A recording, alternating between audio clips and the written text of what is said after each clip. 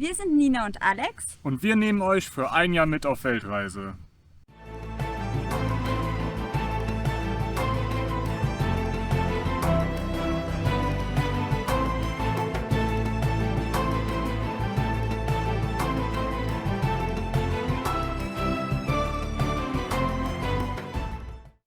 Hallo zurück bei den Angsthasen auf Weltreise. In der letzten Folge waren wir auf Isla Mujeres. Heute geht es um die Isla Holbox. Wir sind von der Isla Mujeres erstmal runter mit der Fähre. Auf der Fähre gab es so einen kleinen nostalgischen Moment, nämlich gab es im Fernsehen eine Folge vom Familienduell auf mexikanischer Version. Das fanden wir ziemlich lustig. Sind dann nach Cancun und haben Cancun erstmal nur so als Zwischenstation genutzt, um unsere weitere Reise zu planen. Cancun ansonsten ist aber eigentlich auch eine sehr schöne touristische Stadt. Die ist bekannt für ihre Strände, die ist bekannt für ihr Nachtleben. Wir haben 1-2 Tage gemütlich gemacht, sind immer mal ganz günstig in die Supermärkte essen gegangen. Noch ein kleiner Tipp zum Essen gehen. In großen Supermärkten gibt es ganz oft so Essensecken, bei denen man sehr günstig essen kann. Und lecker. Teilweise für 5 bis 10 Euro für 2 Personen. Nina bei ihrer Lieblingsbeschäftigung, sie futtert Churros. Und wie schmecken sie? Sehr lecker. Wir fahren jetzt circa 3 Stunden mit dem Bus nach Chiquila von Cancun aus. Und von da geht es dann weiter mit der Fähre auf die Insel Holbox.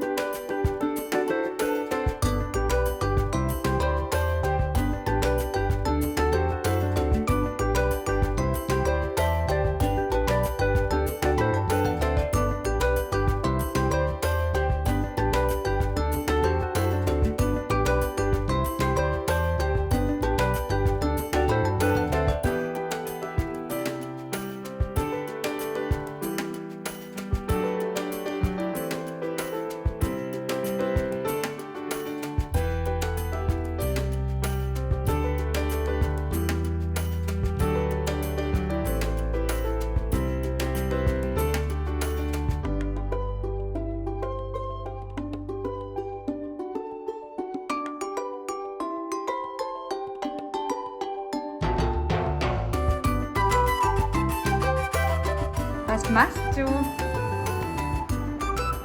Chill.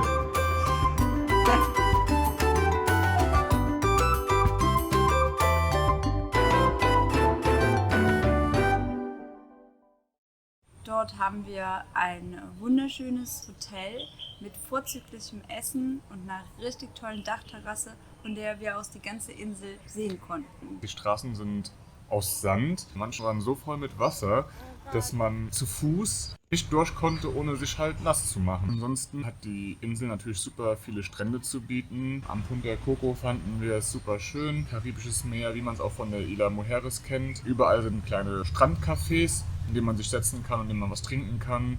Hängematten, in denen man ausruhen kann. Oder auch so Strandbetten, die man kennt, zum Erholen ein perfekter Ort. In der Nähe von Punta Coco gibt es auch einen Abschnitt am Wasser und wenn man Glück hat, kann man dort Pelikane und Flamingos sehen. Nachdem wir den Punta Coco schon ausgecheckt hatten, haben wir uns an einem anderen Tag ein paar Fahrräder ausgeliehen, sind dann ein Stück weiter geradelt mit dem Fahrrad über die Insel bis hin zum Punta Mosquito. Heute haben wir uns gedacht, packen wir die Fahrräder aus bzw. leihen uns welche und fahren mal eine Runde um die Insel. Ich denke, bei dem Wetter wird es ganz schön anstrengend, aber auf geht's.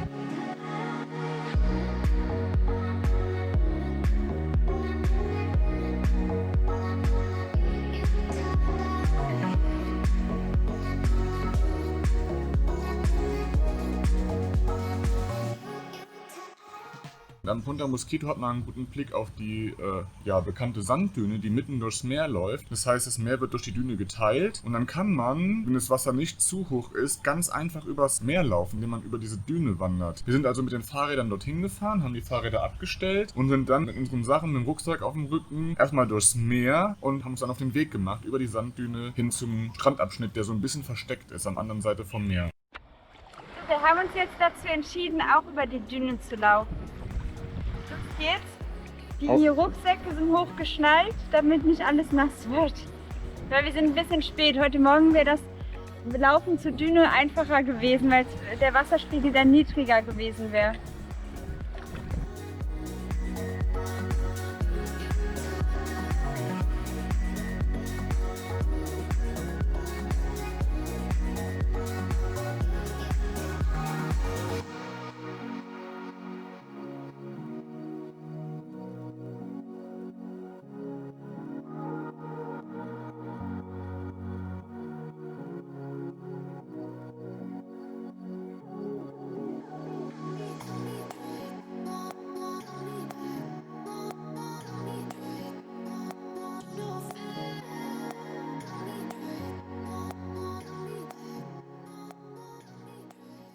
Ja. Wenn man früher dran ist, dann kann man dort ganz einfach über eine Sanddüne hinlaufen.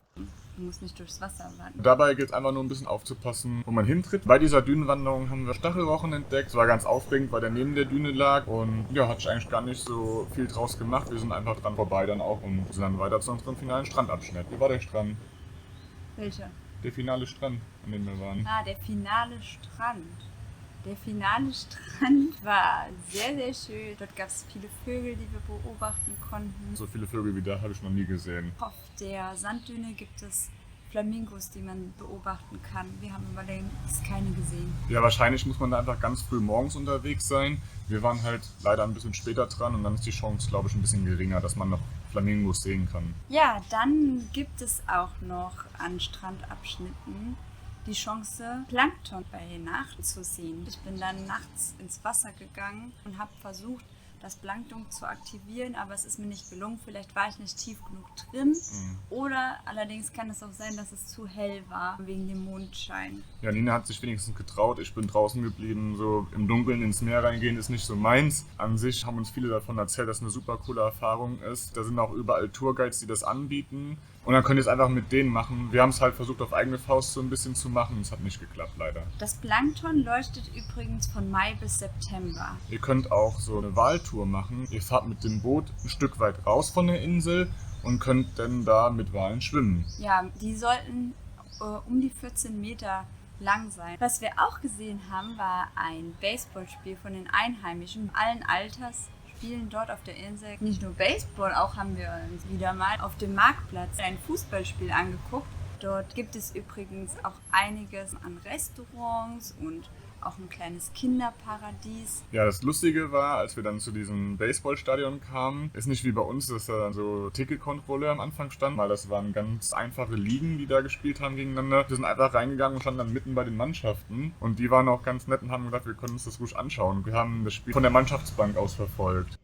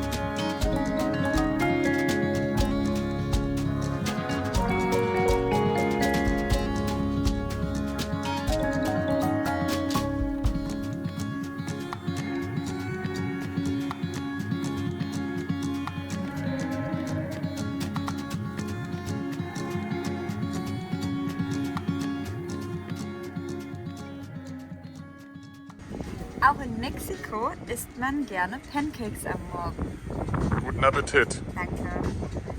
Vielleicht gibt es noch mexikanisches Ei. Ich bin mal gespannt, was das wird.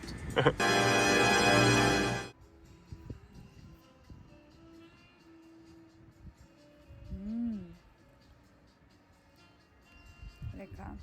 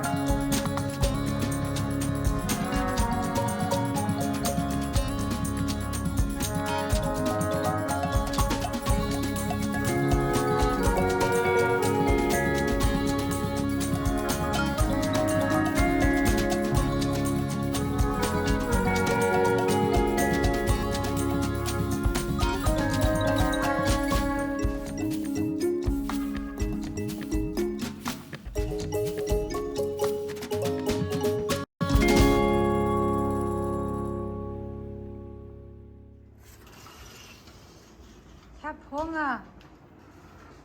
Ich hab Hunger. Ich hab Hunger.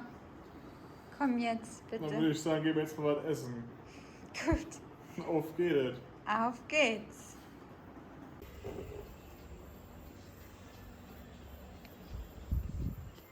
Guten Appetit. Ja, zum Schluss haben wir auch nochmal 2 Tipps für euch. Tipp Nummer 1 für die Sportlichen unter euch.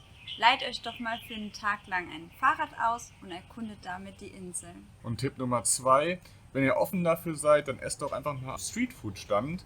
Wir haben es auch ausprobiert und wir fanden es sehr lecker. In der nächsten Folge werden wir in eine große Stadt fliegen. Und da werden wir dann einen Punkt von der Bucketlist abhaken, sowohl von Ninas als auch von meiner. Ja, das war's dann schon wieder für heute. Bis zum nächsten Mal. Bis dann. Ciao. Tschüss.